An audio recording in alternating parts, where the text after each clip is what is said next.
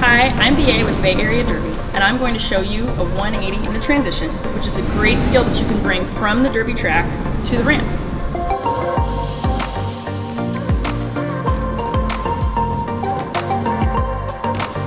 So what's happening here is that as we're riding up the transition, you're getting to a point where you're no longer going up and you're not yet coming down. That's that little bit of hang time.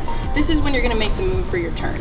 And what you're gonna do is you're gonna take your shoulders and you're gonna turn them in the direction that you wanna go. You can use your arms to get your body around. And you're just gonna slightly lift your toes, and you can keep your weight slightly on your heels as your body leans forward to help you get that turn all the way back down the ramp.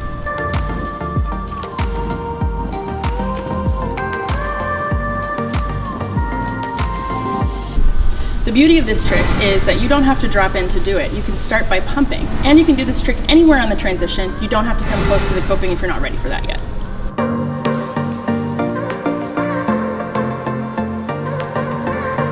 As you feel more comfortable with this trick, you can start to get a little bit of air by just lifting your knees a little bit when you get up to that point where you're no longer going up and you aren't yet coming down.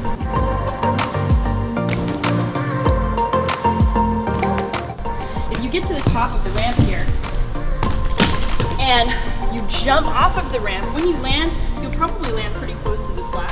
So instead of jumping, when you get up to the top here, all you have to do is to tuck your knees up to your body just a little bit to get your wheels off of the surface, and then continue turning your shoulders so that you land a little smoother.